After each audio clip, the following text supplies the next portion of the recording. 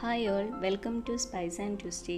ഇന്ന് നമുക്ക് പെട്ടെന്ന് എളുപ്പത്തിൽ എങ്ങനെയാണ് കടലക്കറി ഉണ്ടാക്കുന്നതെന്ന് നോക്കാം. അതിനായി ആദ്യമായി വേണ്ടത് തലേദിവസം കുതിർത്ത് വെച്ച കടലയാണ്. ഞാനിപ്പോൾ എടുത്തിരിക്കുന്ന 1 കപ്പ് കടലയാണ്. ഇനി കുക്കറിലേക്ക് ആവശ്യമായിട്ടുള്ള വെള്ളം ഒഴിച്ചു കൊടുക്കാം. ഞാൻ ഒഴിക്കുന്ന 1 കപ്പ് വെള്ളമാണ്. അടുത്തതായി 1 ടീസ്പൂൺ ഉപ്പ് നമുക്ക് ഇട്ട് കൊടുക്കാം. ഇനി ഇതിലേക്ക് 2 ടീസ്പൂൺ ജിഞ്ചർ ഗാർലിക് പേസ്റ്റ് അല്ലെങ്കിൽ 1 ടീസ്പൂൺ ജിഞ്ചർ ചതച്ചതും 5 വെളുത്തുള്ളി അല്ലി ചതച്ചതും ഇട്ട് കൊടുക്കാം. ഇനി നമുക്ക് വേണ്ടത് 1/2 കപ്പ് സവാള അരിഞ്ഞതാണ്. അതും ഇതിലേക്ക് ഇട്ട് കൊടുക്കാം. ഇനി ഇട്ട് കൊടുക്കേണ്ടത് 1 തണ്ട് കറിവേപ്പിലയാണ്. ഇനി ഇതിലേക്ക് ആവശ്യമായിട്ടുള്ള പൊടികൾ ഇട്ട് കൊടുക്കാം. 1/4 ടീസ്പൂൺ മുളക് പൊടി, 1/4 ടീസ്പൂൺ മഞ്ഞൾപ്പൊടി, പിന്നെ വേണ്ടത് 1/2 ടീസ്പൂൺ ഗരം മസാല പൊടിയുമാണ്. പിന്നെ 2 പച്ചമുളക് നടുവേ കീറിയതും ഇട്ട് കൊടുക്കുക. വേവിക്കാനുള്ള എല്ലാ സാധനങ്ങളും നമ്മളിപ്പോൾ ഇട്ട് കൊടുത്ത് കഴിഞ്ഞിട്ടുണ്ട്. നമുക്കതൊന്ന് ജസ്റ്റ് ഇളക്കി കൊടുത്തിട്ട് പാത്രത്തിൻ്റെ അടപ്പ് വെച്ച് മൂടി വെച്ച് വേവിക്കാനായി വെച്ച് കൊടുക്കാം.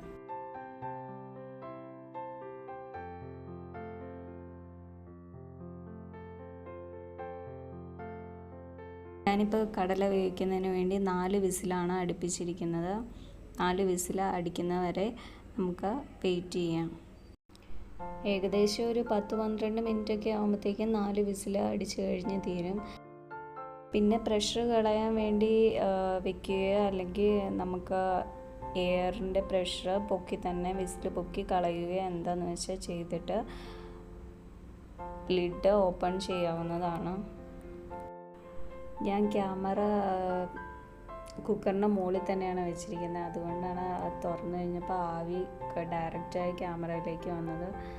ഓക്കെ, ആവി കംപ്ലീറ്റ്ലി പോയിട്ടുണ്ട്. നമുക്കൊന്ന് ജസ്റ്റ് ഞെക്കി നോക്കാം. നന്നായി വെന്തിട്ടുണ്ട് കടല. നമുക്കൊന്ന് ഇളക്കി കൊടുത്തിട്ട് അത് നമുക്ക് മാറ്റി വയ്ക്കാം.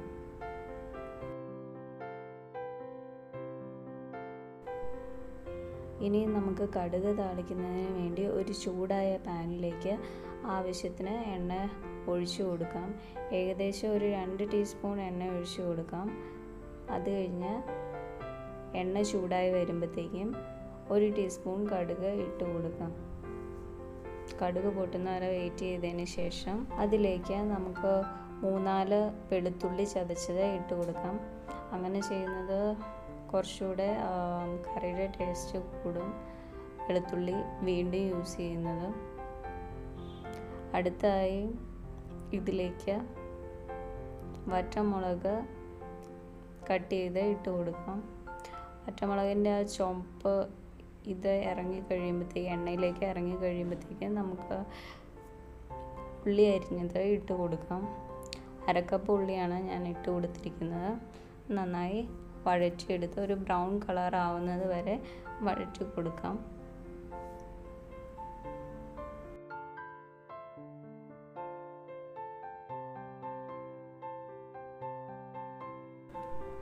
ഒന്ന് 2 മിനിറ്റ് നന്നായി വഴറ്റി കൊടുത്തതിന് ശേഷം ഇതിലേക്ക് ഒരു 2 തണ്ട് കറിവേപ്പില ഇട്ട് കൊടുത്ത് നന്നായി വീണ്ടും ഇളക്കി കൊടുക്കാം.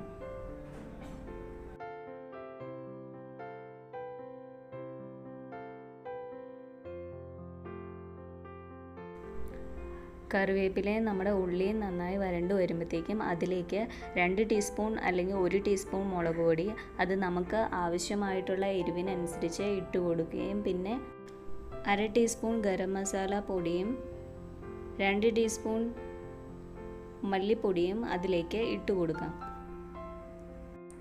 നമുക്ക് മല്ലിപ്പൊടിയോ മല്ലി ഇലയോ ഇട്ട് കൊടുക്കാം. മല്ലിപ്പൊടിയാണെങ്കിൽ കുറച്ചുകൂടെ നമ്മുടെ ഗ്രേവിക്ക് തിക്നെസ് കൂടാൻ ഹെൽപ്പ് ചെയ്യും. ഇനി ഇതെല്ലാം ആ പൊടിയുടെ പച്ചമണം മാറുന്നത് വരെ നന്നായി ഇളക്കി കൊടുക്കണം. പൊടി കരിഞ്ഞു പോകരുത്. ഇനി ഇതിലേക്ക് വേവിച്ച് വെച്ച കടലയുടെ വെള്ളം കുറച്ച് നമുക്ക് ഒഴിച്ചു കൊടുക്കാം.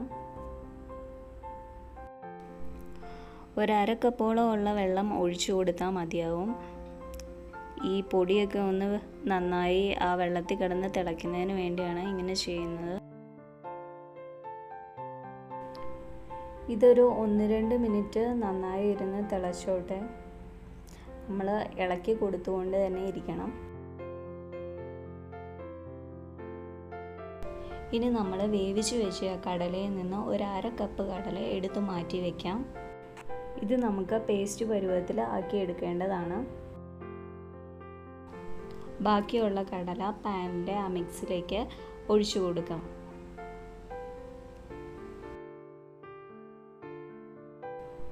ഈ മിക്സ് കുറച്ച് നേരം ഇരുന്ന് തിളക്കട്ടെ. ഒരു 2-3 മിനിറ്റ് വരെ ഇരുന്ന് തിളക്കട്ടെ. നമുക്ക് ഇടയ്ക്കിടയ്ക്ക് ഇളക്കി കൊടുത്തുകൊണ്ടേ ഇരിക്കാം.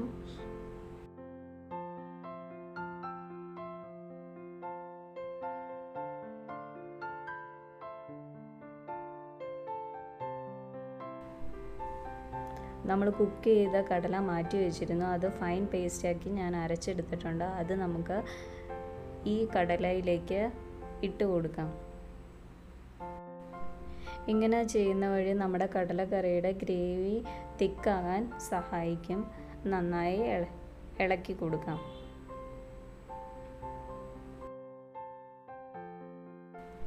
ഇനി നമ്മുടെ കടലക്കറി ഒരു 2-3 മിനിറ്റ് നന്നായി ഇരുന്ന് തിളക്കട്ടെ.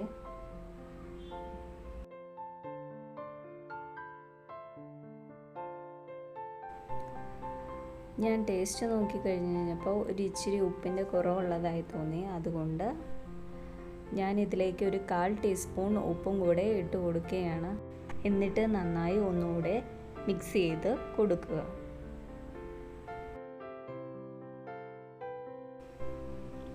നമ്മുടെ കടലക്കറി റെഡി ആയിട്ടുണ്ട്.